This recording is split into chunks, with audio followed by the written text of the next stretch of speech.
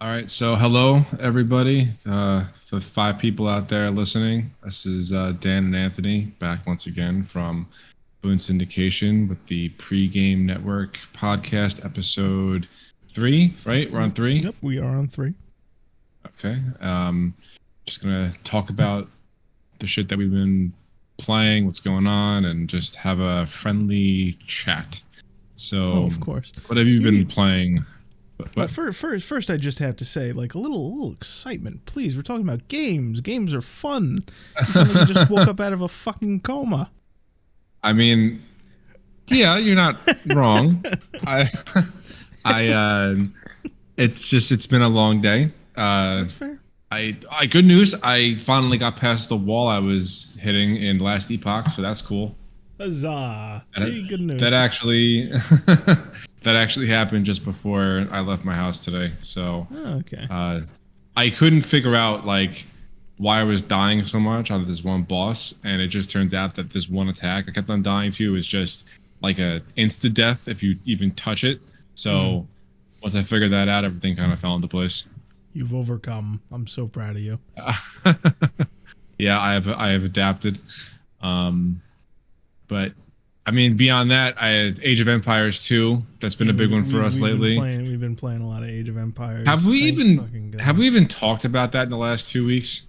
No, because we had tested the waters with Age of Empires 4 last month, and then over time it kind of built up to like, all right, now we're playing with everybody. Now we're doing consistent nights, and then I'm like, finally, I'm like, have you guys considered Age of Empires 2? And it just kind of it went from there, and then we've been playing and working our way up.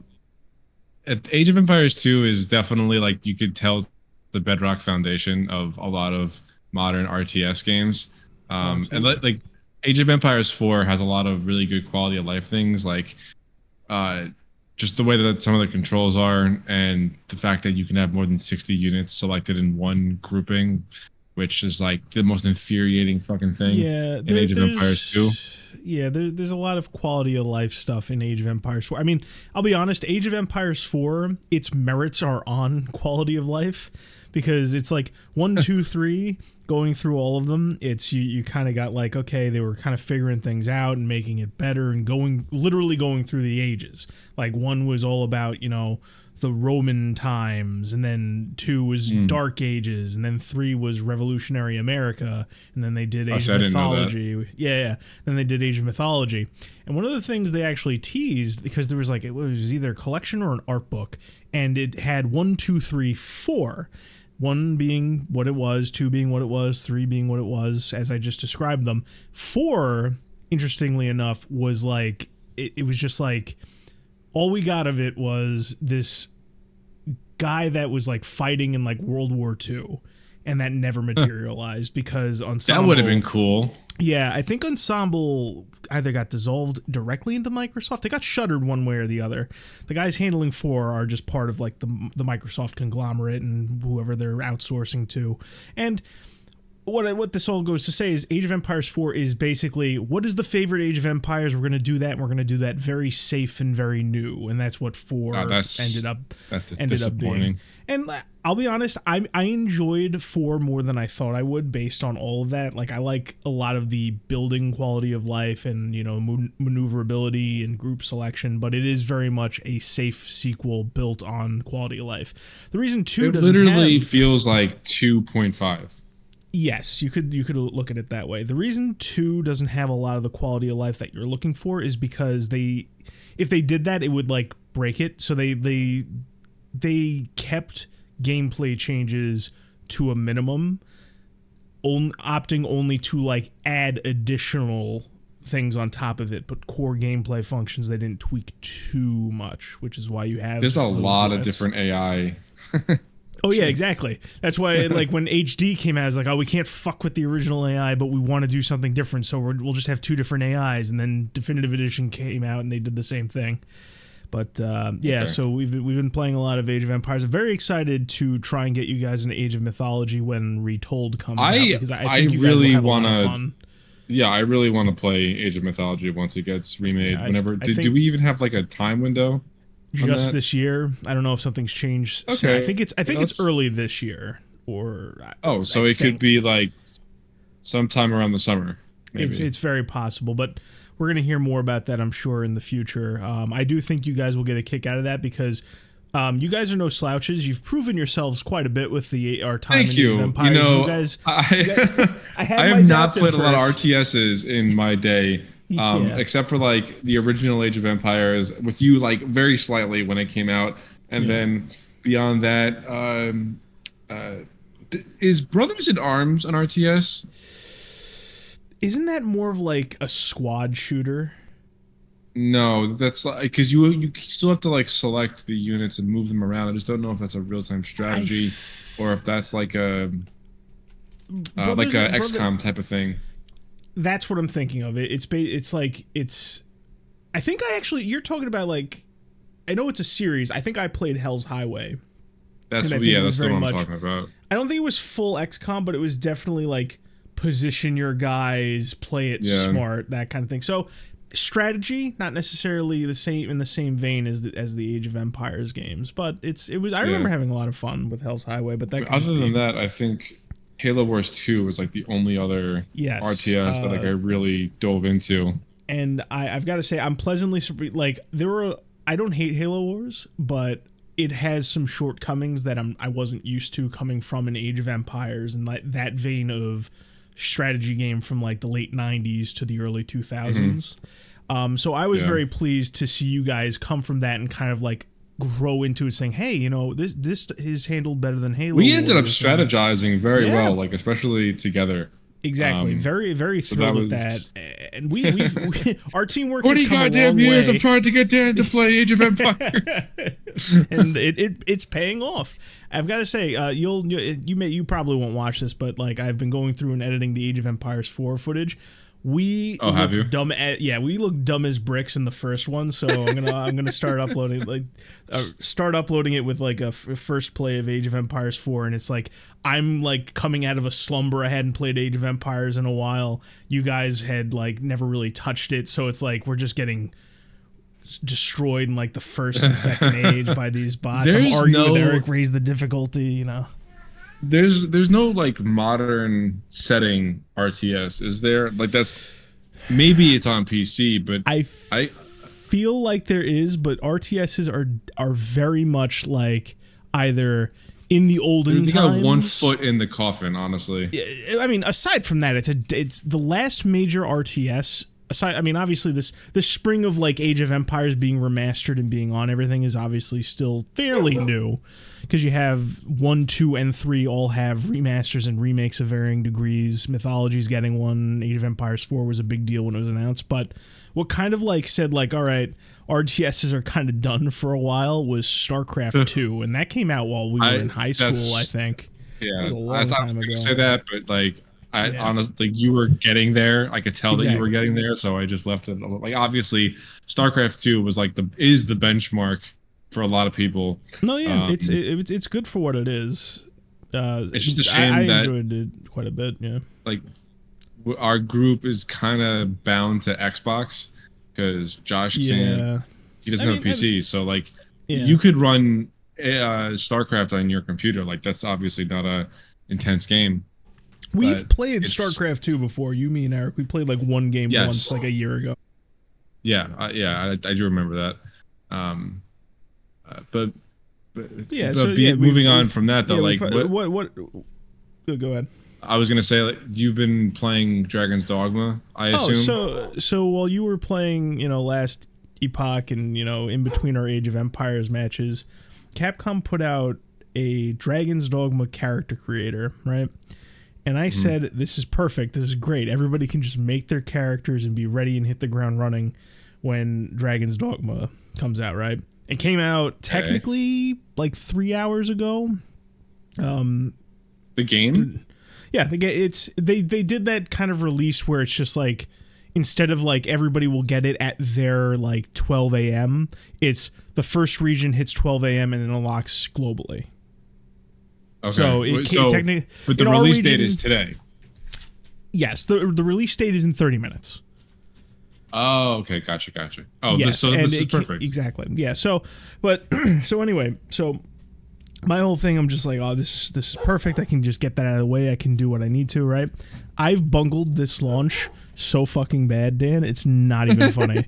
I procrastinated with the character creator so fucking long. I still haven't made my characters. I just like the game to my right now is installing still. Like it's not ready for the unlock yet. It's still installing. So I've 30 minutes. Like here's the thing. I'm not freaking out. I'm just like, given all the prep and all like the hype, I'm just like, guys, I can't play anything else for a week. I've been waiting for the sequel for 10 years. All right. I'm going to sit down. I'm going to lock in. I'm going to play this fucking game.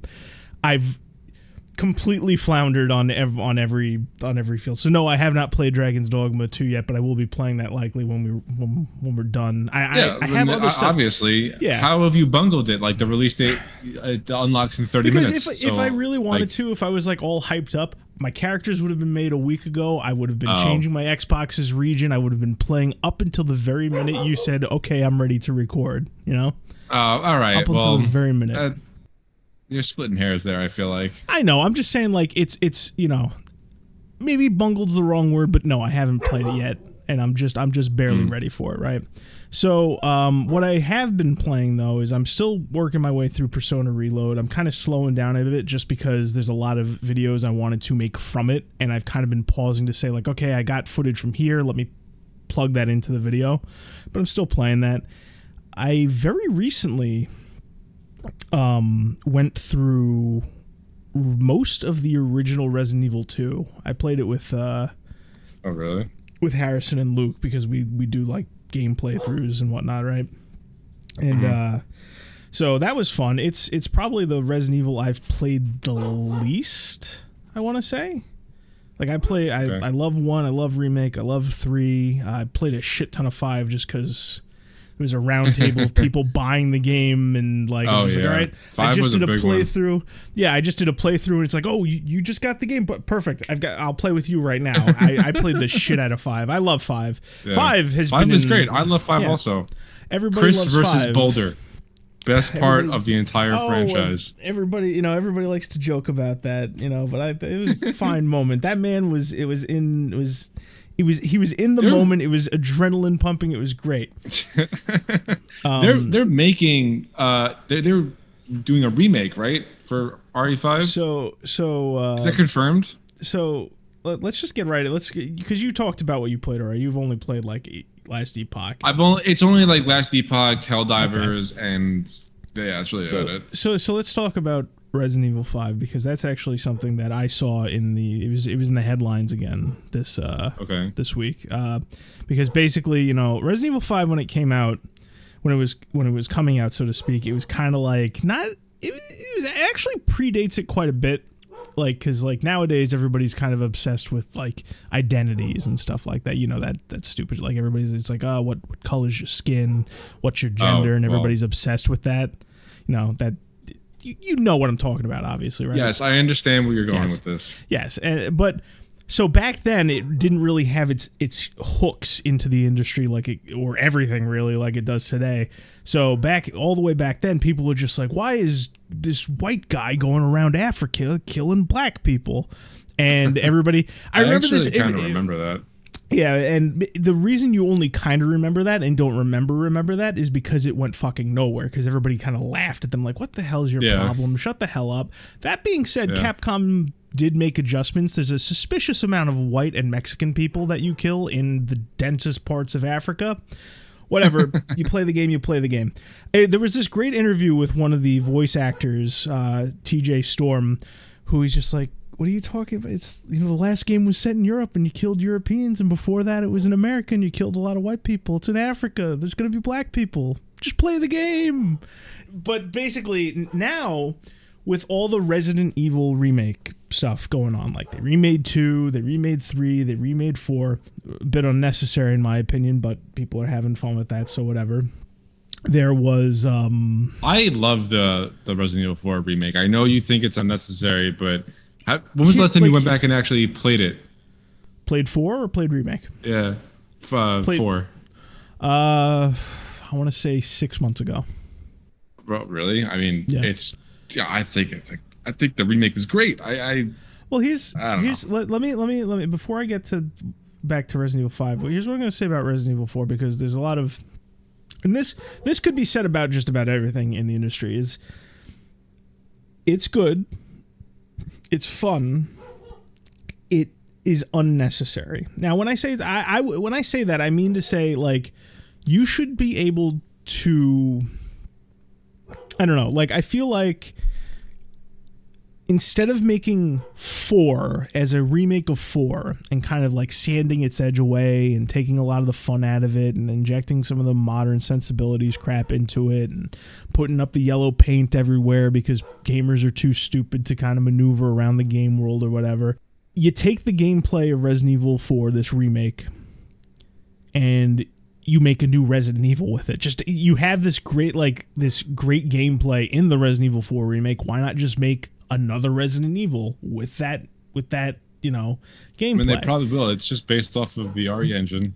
Not necessarily, because Resident Evil 2 plays a certain way. Resident Evil 3 added things that aren't in 2 and aren't in remake of 4. Resident Evil 4 remake, it's not a guarantee these mechanics will make through, because these smaller mechanics and these smaller tweaks aren't, like, there's no guarantee of carryover based on everything that we've seen from the Resident Evil engine games. Like, each one kind of plays a little bit differently, and there's a lot of quality of life in there, but it's almost like it forks instead of just evolves.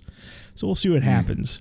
I would very much like a Resident Evil game that plays like Remake 4, but it's almost sad to me, because it's the gameplay is good. You enjoyed it, obviously. I don't think it's bad. I just, like, it's unnecessary. It's like you have this great... A lot of things are unnecessary. By that logic, I mean, half the fucking video game industry shouldn't exist. That's exaggerating a bit. There's a difference. Go ahead. I also think that it's going to be a long time until we get like a fresh, original, new Resident Evil game. I don't think they have any interest in making a new story or a new product that is a brand new branch of the IP that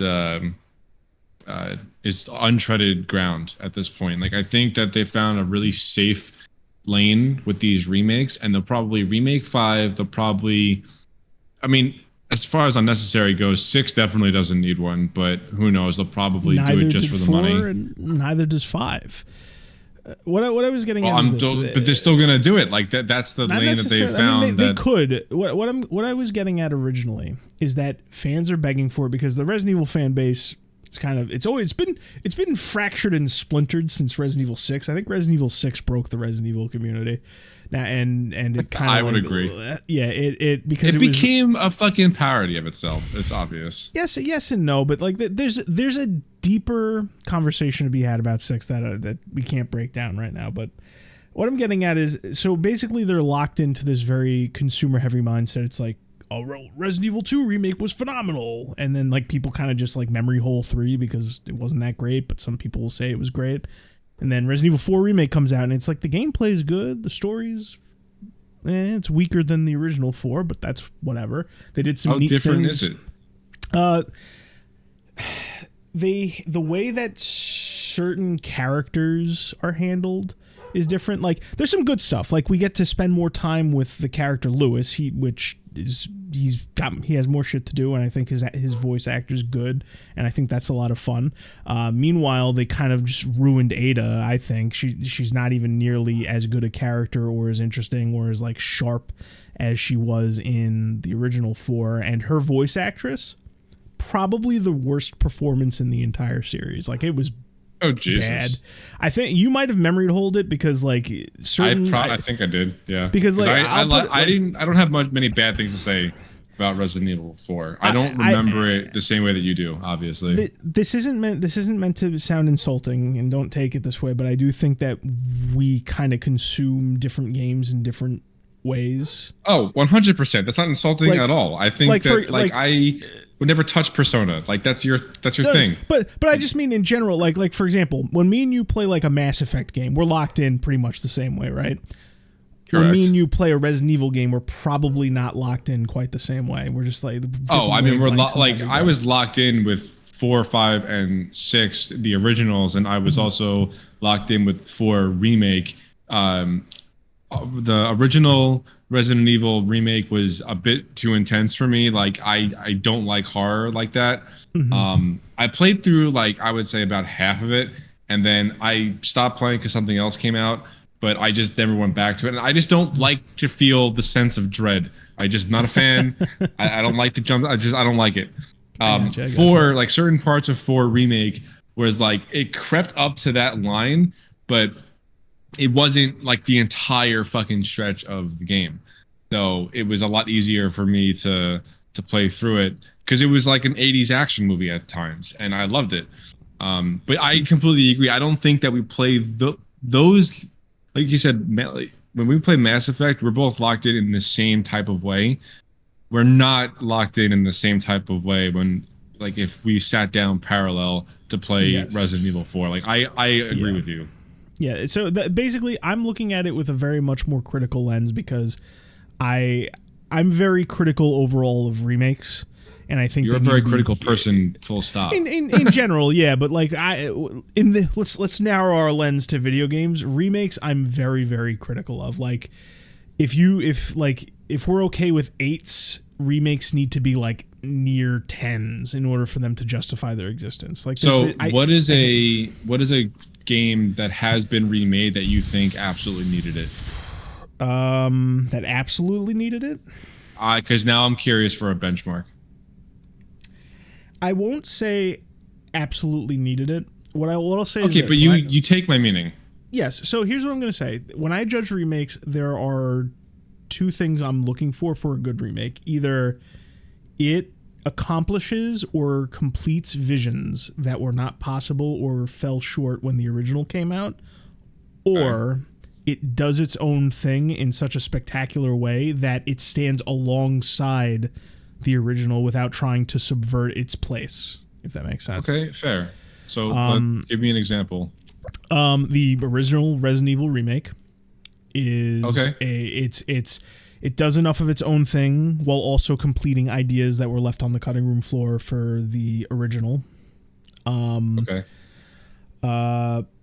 Pokemon Heart Gold and Soul Silver is a pretty good remake of the original Gold and Silver, where it's like the original experience, but everything looks better and the content is pretty much all there, and it's the same experience. It's brought to a new generation of hardware. And very recently there was Super Mario RPG got a remake, and I've only touched it a little because I don't own it. I'm playing it through dubious methods and watching and I've seen a lot of clips of it. It is a very, very, very faithfully made remake where it's just like they capture the essence as much as they possibly can on the hardware. So it's literally like stepping forward, even though I think there's some balancing issues I don't like. It's very rare for me to like say about a remake like, hey, that was worth it, you did good, and it's like amazing in that case. Okay. It's more often that like it's basically at the very tippy top you have a small percentage of remakes that are phenomenal and like cream of the crop, justify their existence, or better yet stand alongside and say like, here are 2 phenomenal games from the same standpoint. Here's the original, which is phenomenal, and here's this other way to experience this experience. And then in the middle, the massive like 70% is like, why did you do this? And then beneath that is like, how could you do this? Where you get bad remakes like Reforged, Warcraft 3 Reforged, which just shits all over the legacy and all that kind of stuff. Yeah, that was disaster. The blatant cash grab. This is more of a remaster, but Age of Empires 2 got 2 really nice remasters. HD and Definitive Edition are both good. But anyway, what I'm getting at is like, when I judge remakes, I address them very harshly. So like, when dialogue is just a little bit different and not for the better and not for doing its own thing, it's just not as good, or it's like it's softened for a modern lens. Like, I notice that stuff, and there's a lot of that goes on in Resident Evil 4 remake. All of the, people like to joke about like, oh, yellow paint on everything, so the gamers know where to go because gamers are stupid. I'm like, that's just, Resident Evil 4 had this very weird thing where it was almost like an old cartoon where like things you could break were like lit differently. So you could like, you'd know like, oh, that barrel can break. Oh, that box can break. And then over time you wouldn't even notice the color difference, but you'd notice it's a box you can break. Resident Evil 4 Remake, everything's coated in fucking yellow paint. If you need to go in a certain direction or if you need to break it. That's an industry trend. Is that type of... Yeah. Like even fucking that's true. Even Resident Evil 7 Rebirth has that. It's bizarre, this trend. It's just like a weird industry thing. Like, did you get the memo? Gamers are fucking retarded. You got to put the paint on everything. I already mentioned Ada, probably the worst performance in the entire series. But yeah, there's a lot of that going on where it's basically like, it's almost like Resident Evil 4 Remake feels to me like a tepid 8 despite the amazing gameplay, and that's because it's an unnecessary remake. It's better than 3. It's better than 2 even to a certain degree. I didn't play the third one or the second one. You probably... I own them on my Steam account, but it's weird. You have Resident Evil 2 Remake and Resident Evil 3 Remake, and you bought Resident Evil 7 and Resident Evil 8 with the intent to play them, and I don't think you've touched any of them yet, right? I played... a lot of the first one, or half of the first one, and yeah, I haven't touched the rest of them. I know it's not for you, but you have them. One day you should just try to find some time. Open the blinds a little so you get some light in. I so you're not spooked. So I have Resident Evil 2, 3. Well, hold on a second. The first one is just Resident Evil, right? Or no, I'm sorry. I've played through Resident Evil 2 Remake. That's what the one I played. Oh, okay. So you played a little bit of that. Okay. Yeah. Because then there was... I didn't play 3. 4, I obviously beat 1.5 times. We played 6 ad nauseum and 5, but that was on Xbox. Yeah. I haven't touched 7 or Village. But I want to do... I want to play Village because the cast of characters looks very interesting to me. Resident Evil 7, I get that dread feeling. Just by looking at it. So I'm gonna tell you exactly what I told you when you bought the 2 games. You should really play 7 before you play Village.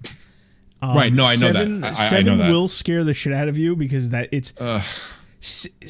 We talk a lot about remakes. Resident Evil 7 is like a reimagining of Resident Evil 1's formula.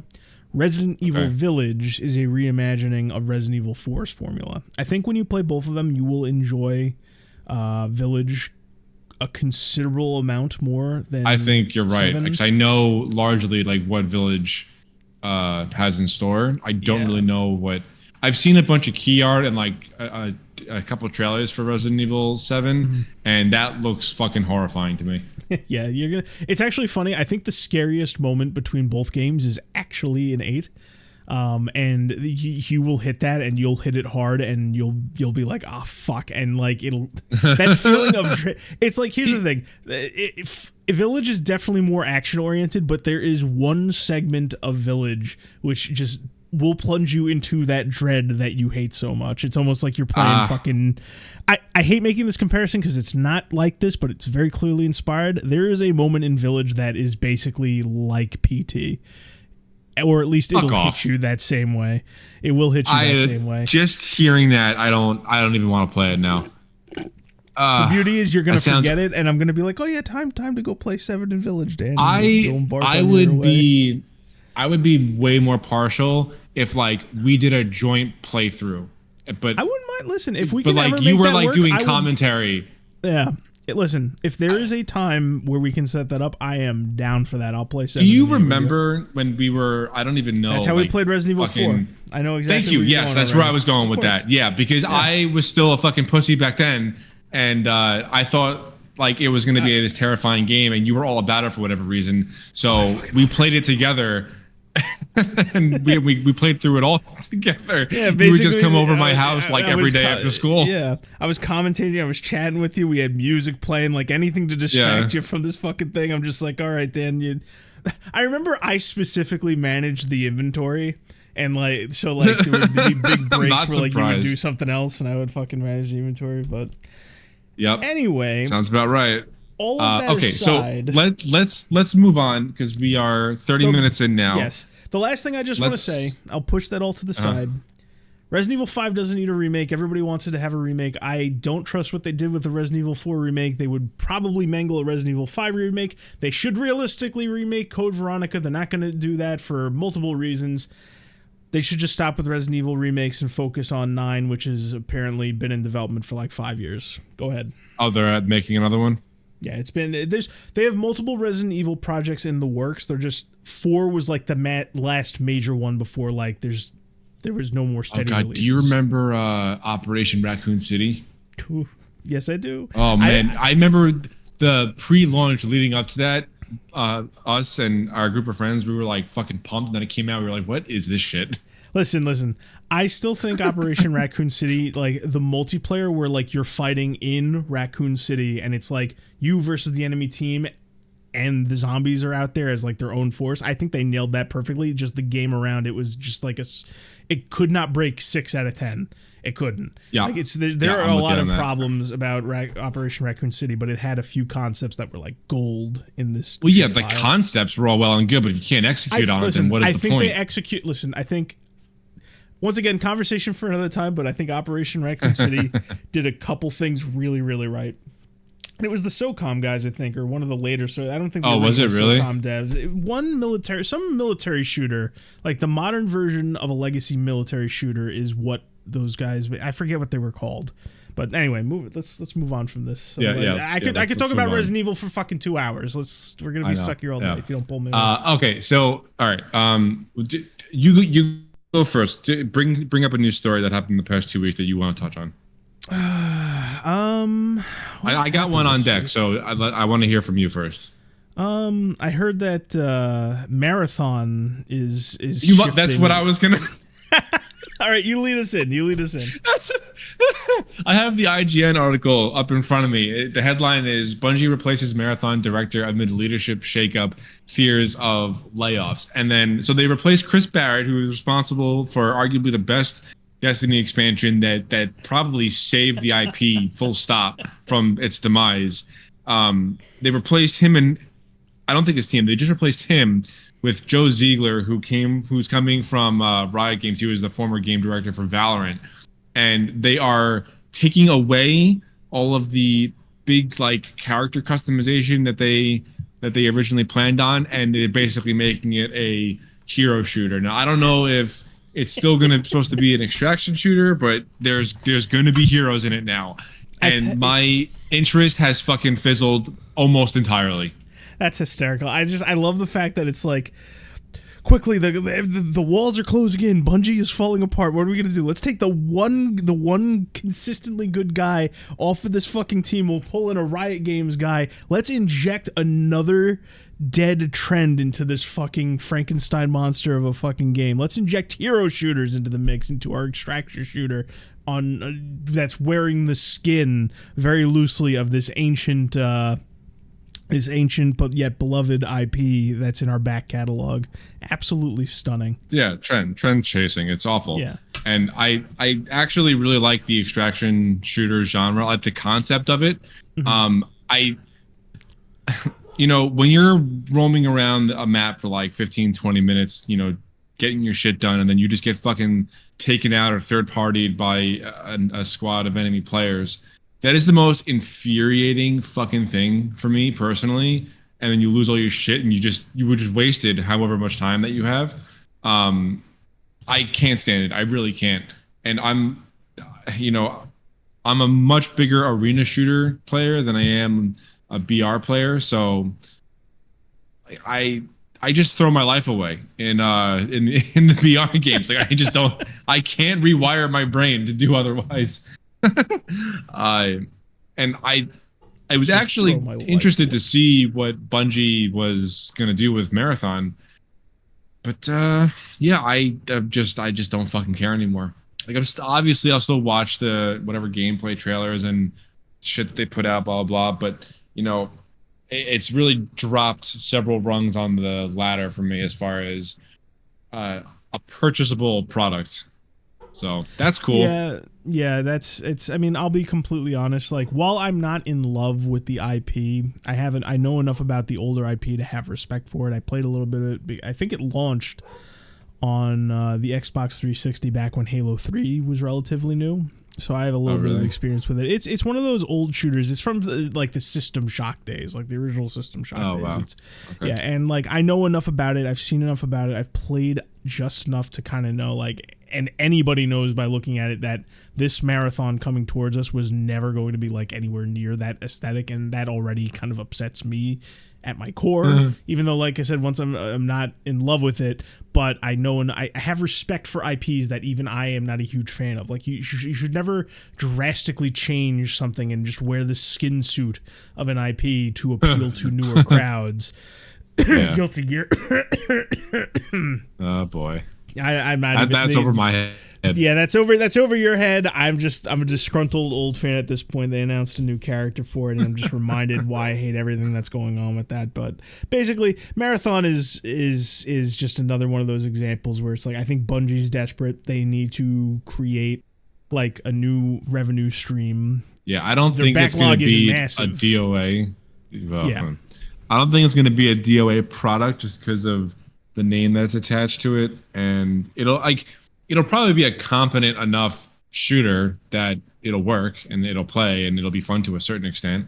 But these bad trends are still bad trends, and it's not going to be anything new or innovative or interesting or anything like that. So I just officially kind of don't give a shit anymore.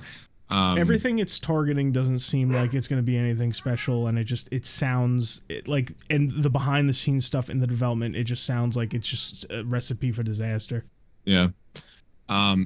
So there was speaking of which, there was an email that a content creator for Destiny received from some insider at, it was either Sony or Bungie, kind of explaining like the Sony acquisition of Bungie was made under not really false pretenses, but kind of like inflated pretenses almost. The leadership for Bungie is just imploding right now. And according to this email, which I don't even know if it's legitimate or not, Sony really would love nothing more than to get in there and take over Bungie and do their own thing with it. But the leadership at Bungie is just fucking fighting tooth and nail and holding on by a thread to just not have that happen.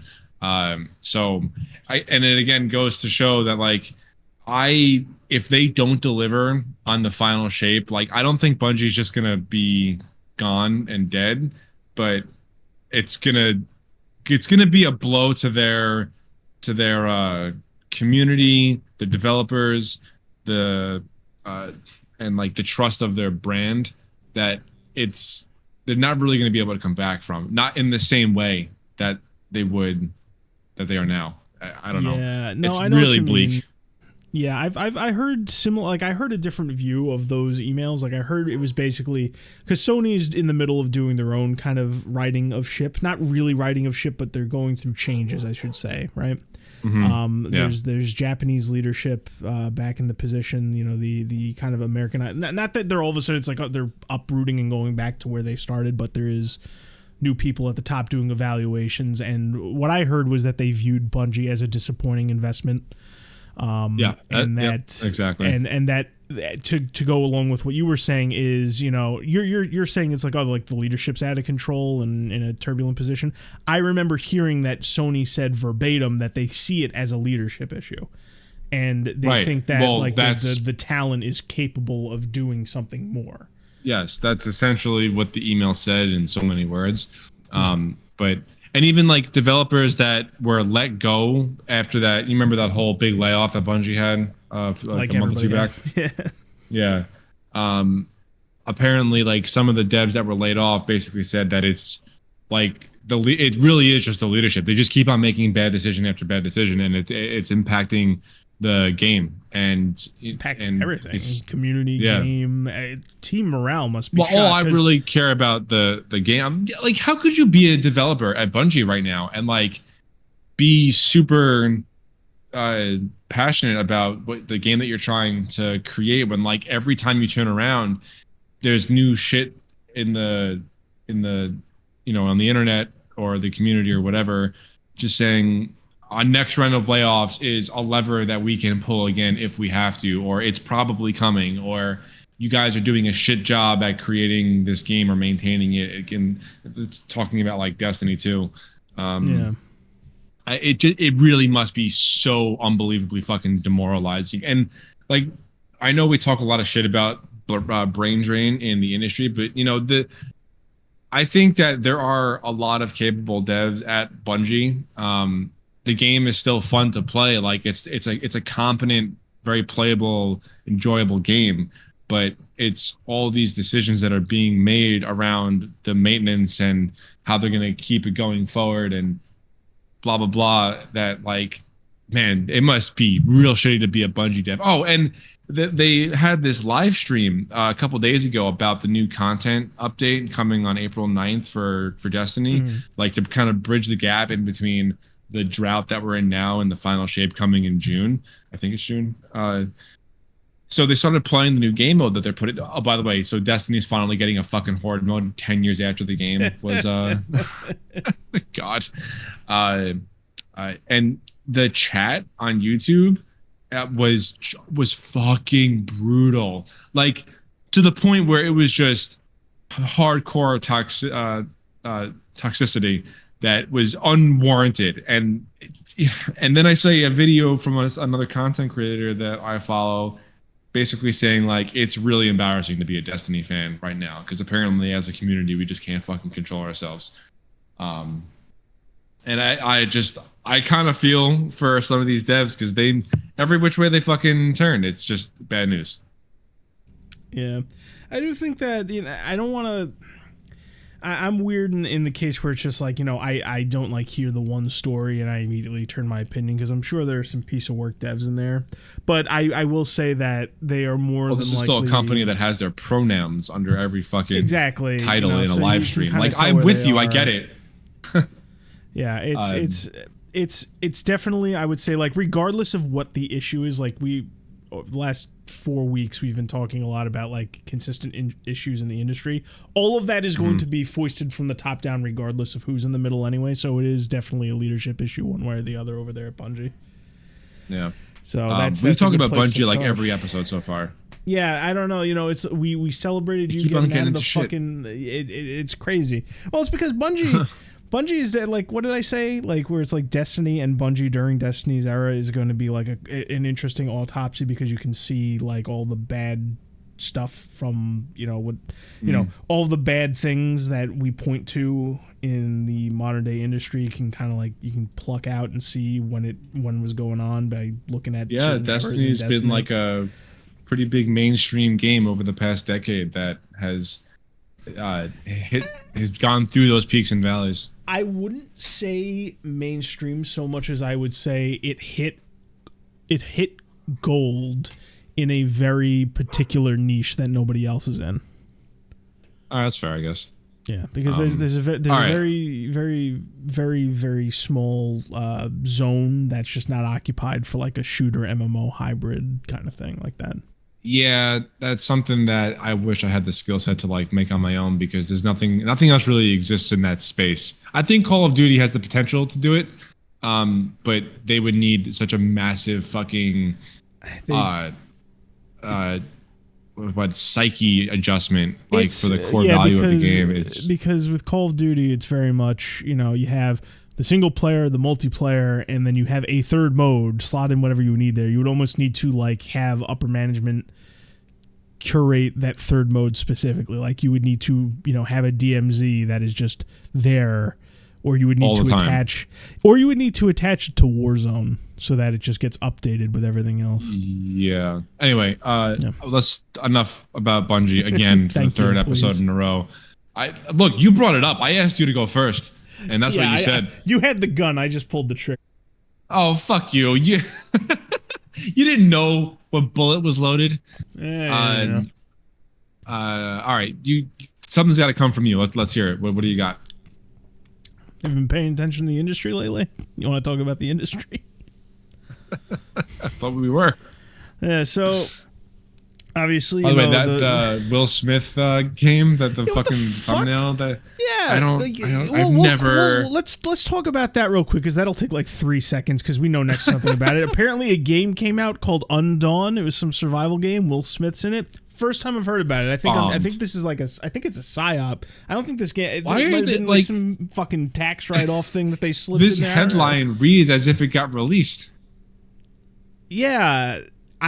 Will Smith fronted zombie survival video game Undawn has bombed, according to a new report. Meaning it was developed, published, and then did poorly. This. Oh my God! Is it here? This announcement of failure was like the launch trailer for me. I've never heard of it.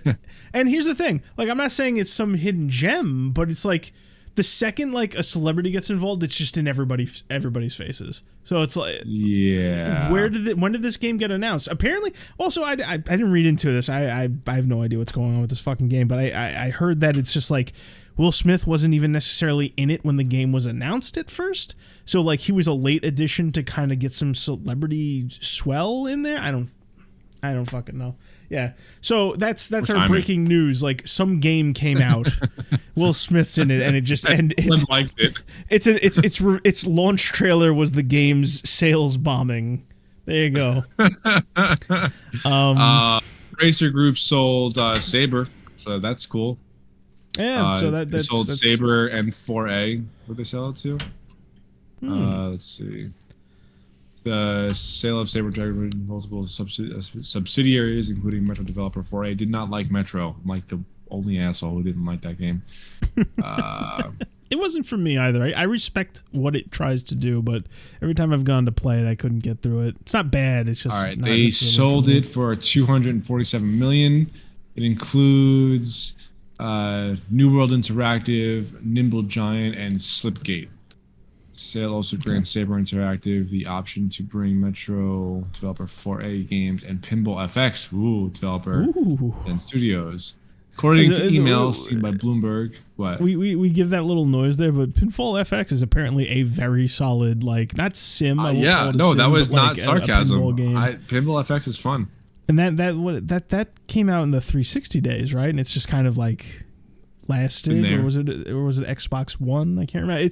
It's an oldie that's been around and gotten updates. Like they would do like new branded tables, like from all the different comic books and stuff like that. Okay, so the company who bought it? Maybe wasn't it a sale for it to be owned by itself? Wasn't that a deal? Oh, was it? Wasn't when we talked about it, wasn't the whole deal that Saber was going to like go not indie, but like go privately owned or out, just surviving the separation from the conglomerate was what I believe. Right. And they sold off a bunch of studios. All Saber branded studios: Digic, Fractured by, Mad Hat Games, New World Interactive, Nimble Giant, Saber Interactive, Sandbox Strategy, Slipgate, 3D Realms. Embracer will retain 34 big things. 4A, Aspire. Wait, didn't they just say 4A? It was gone too. Embracer will retain some big names that were previously operating under the Saber division. Yeah, they weren't bought by anybody. They just split off. They bought that's good. themselves. I'm in full support of that. Yeah, I'm more for those companies being like. I really hope Space Marine 2 is good. Oh, I really hope it's good. I bought the collector's edition. I told you that, right? I already pre-ordered it. Yeah, you mentioned that. That looks like it's going to be a lot of fun. That'll be my first Warhammer miniature. Technically speaking, some nice looking stuff there. It's been a long time coming since I was gonna buy a Warhammer mini. I'm almost done with a Warhammer 40K book that I've been listening to. Yeah, I've been getting really into it lately, which makes me want to play Darktide. Well, that's getting an update soon, right? Or did it just get an update, Darktide? No. So we didn't talk about this last week because this was just announced a couple days ago. They're hold on, I'll just go to the Steam page right now. So, all right, they're revamping the penance system, including adding many additional rewards for a completely new way to earn them. Big fan of that. Please and thank you. We'll be sharing some more information. Following this, we are working on an overhaul of our current itemization process. Thank God. With this new system, we want to remove a lot of unpredictable grind that came from an RNG-heavy system, whilst giving players more agency and steady manner to progress towards specific loadouts, blessings, and stat refinements. Okay, this is all great news, because the loot management in Darktide is kind of a fucking disaster. And I want more penances to earn. So thank you for coming to my TED Talk. Well, Darktide's been out for a while. The thing about a lot of those games, not even like because different games that have like ongoing service, whether it's full live service or just like the kind of game where you play a lot and there's grindy rewards and there's a premium shop, over time those games typically tend to open up and give you more bang for your buck. Yes. Well, you remember Vermintide 2? Yes. Like, you know of Vermintide 2, yes? I own it. Yeah, so that game came out, oh god, how long ago did this come out? I don't even it's the store old. page to find that out. Yeah, at 2018. Least, yeah, at least 5 years. Yeah, wow, that's crazy. So they're just now adding a PvP mode.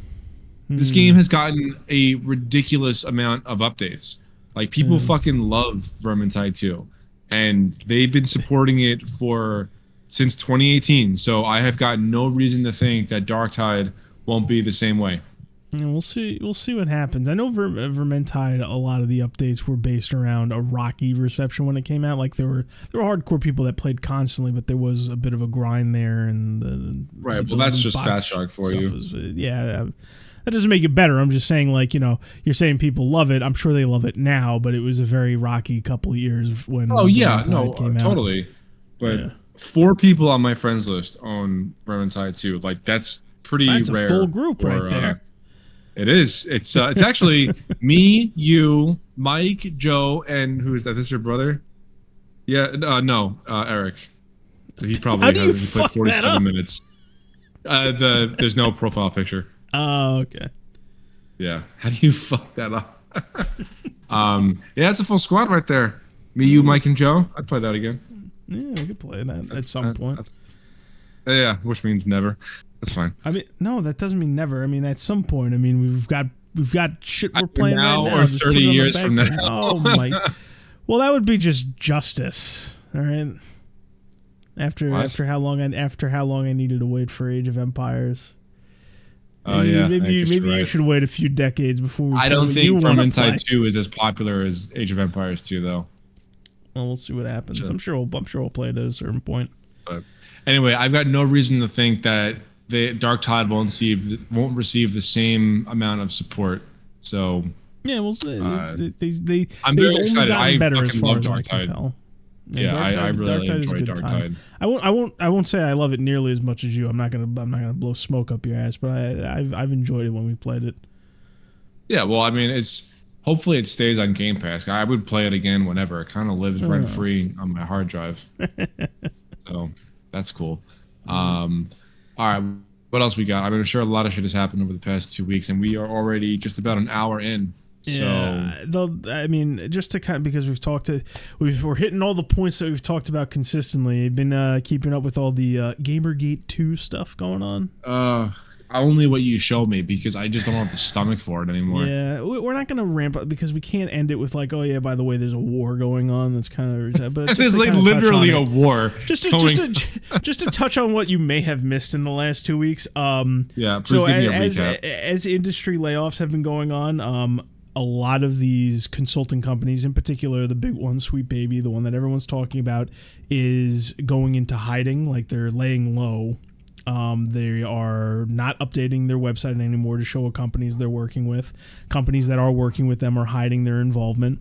Web pages are being scrubbed. There's been a ton of hit pieces. Like, journalists have been crawling out of the woodwork to defend these people. It's honestly a little crazy. Like, they're infiltrating Discord servers, and like, you know, they're trying to like catch people and, you know, into something where they can spin it into like, just like, oh, look at the awful people. They're violently, you know, getting ready to attack, you know, developers and whatnot, right? So, at some point, the U.S. government got involved. That was interesting. DHS. There's like nuts. There's like a what was it called? It's called Take That, I think is the name of the company or the subsidiary, and it's like funded.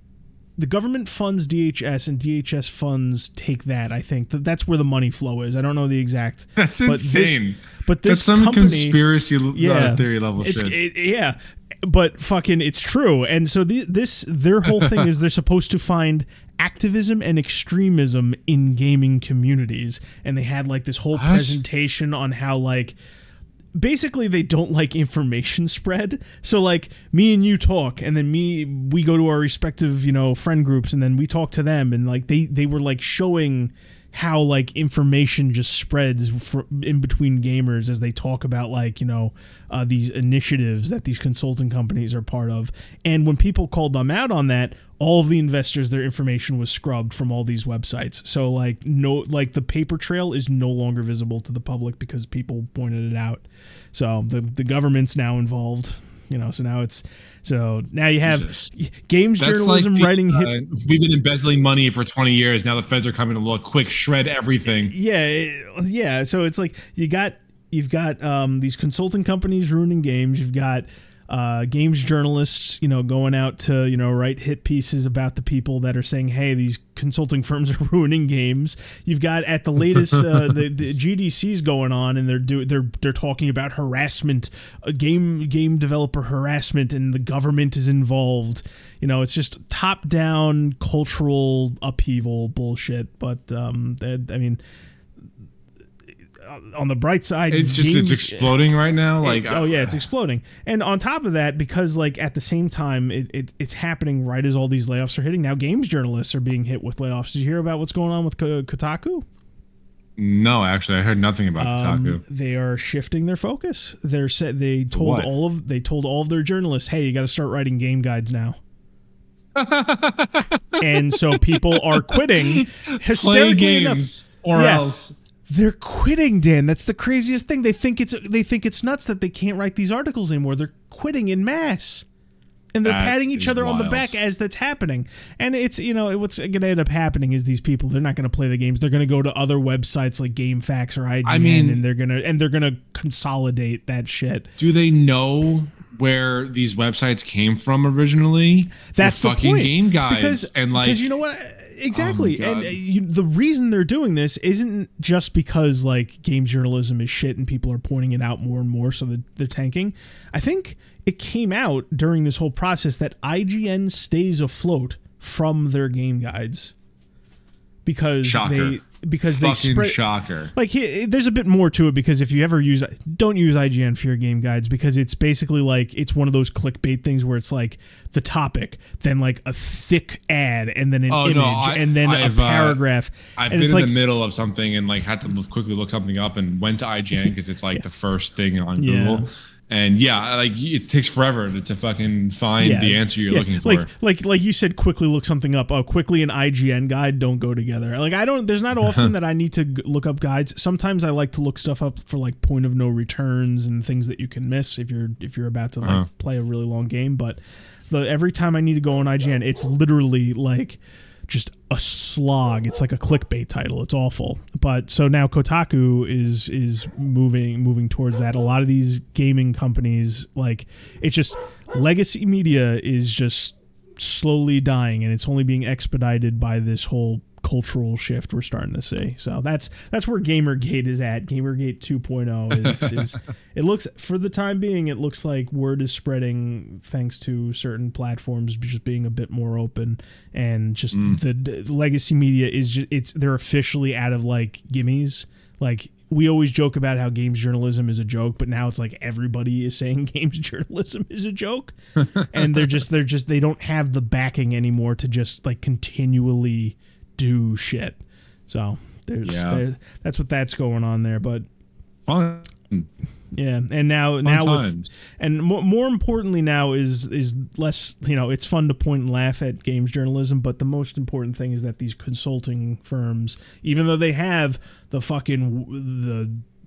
people, top men are backing the fucking consulting firms, you know, all the way up to like the biggest investment firms, and the U.S. government is backing them, but it's getting to the point where they need to hide their involvement, and companies are reaching out to the groups that are labeling them saying, hey, they're working with this people. They're reaching out and lying about the involvement, and like actually, but even though they're lying, the fact that they're reaching out and trying to lie about it means something's working somewhere. So we'll see what happens with that. But that's where Gamergate 2.0 is at right now. The government's involved and people are scrubbing their names from everything. Fucking what a nuts. fucking mess. Yep. What a mess.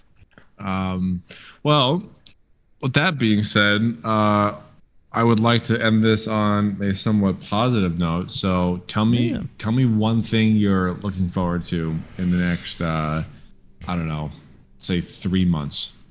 Well, in the next like 30 minutes, I'm going to be playing Dragon's Dogma. That's true. All right, that was a dumb question. There was, I forget, you know, because people ask me like, oh, you know, what's good, you know, what are you looking forward to? And I'll be honest, I'm kind of like apathetic towards it. Not because like I'm falling out of love with games. It's just I'm normally so busy working on something that I don't have time to look and get excited outside of just checking the news for stuff like this in Newshole. Kind of depressing, honestly. It is, but on the flip side, I get pleasantly surprised when something just is something I enjoy and it just hits me in the face because I didn't see it coming. Imagine that. Yeah, so I mean, Dragon's Dogma 2 was kind of like my big thing for this year. I would probably say that I like knew was coming. Okay. You're allowed. Yeah, there's some other fighting game stuff, but like there's really nothing concrete there. So I guess what I'm looking forward to is the potential for more of these people to lose their jobs. I think that's just a net positive. So yeah, Dragon's Dogma. 3 months, I'll give you 3 minutes. Dragon's Dogma 2. What about you? I'm really, really, really apprehensive to play Final Shape. I am looking forward to it like a lot, but I mean the last major expansion was Lightfall, and I played through that. I'm like, what the fuck was that? Well, but I want it to be good so bad. I look at it this way, Dan. Either it's a pleasant surprise and you end the story that you've been attached to, or it's abysmal and you're just done with it anyway. And you're free. It is kind of a win-win, right? Yeah. It's not so much a win-win. It's more that you can't lose very badly. Yeah. Also, that's okay. I mean, very pessimistic way of looking at it, but groovy. Let's see. What else? I mean, as far as like the next big game that I'm really looking forward to is probably Space Marine 2. That's September, right? Yeah, it's September. I mean, nothing else is like over the next horizon. I would like to see where the new Remnant 2 DLC is, because they've said nothing about it, and the last one they released was very good. So, would like to know more about that. But I mean, there's nothing like I don't know. Space Marine 2. There's my answer. There you go, Space Marine 2. One thing I will say, I wanted to fit it near the beginning, but I'll fit it here near the end. Is I think that with your newfound freedom, you should try and find the time to play one of the old goodies that I think you'll appreciate. You should play Castlevania Symphony of the Night. I think you'd enjoy that. Okay. That's all. Well, is it on Steam? Oh, listen, I don't think it's on Steam. We'll find a way for you to play it. There's multiple collections out there. We'll find the right way for you to play it later. I just wanted to get that out. All right. That's all. Yeah, it's like a side scroll, right? It is. I hate this term too. There's a lot of terms in genre and like genre names that I hate. You're obviously familiar with the term Metroidvania. I hate that term so much. This is the Vania part of the Metroidvania that everybody cites. So. Got it. Yeah, so it's. I think you'll appreciate it, and we'll figure out a good way for you to play it one way or the other. But what's the advanced collection? Don't worry about that. We'll look through collections later. We'll figure out the right way for you to play. But Castlevania got some collections, so that's probably what you're looking at. All right. Yeah, we'll figure that one out. Yeah. All right. Well, I guess that's that then. That was episode 4 of the Pregame Network with your kindly hosts, Dan and Anthony. What? It's episode 3. Calm down. Oh, was it? Whoops. Rein it in. You get to say that 3. In 2 weeks. You gotta wait. Yeah, I do get to say that. I should write it down. Probably. But that's about it, I guess. Right? You got anything else? No, I think that's everything. All right. Well, on that note, don't drink and drive. See you next time. All right. Bye. Bye.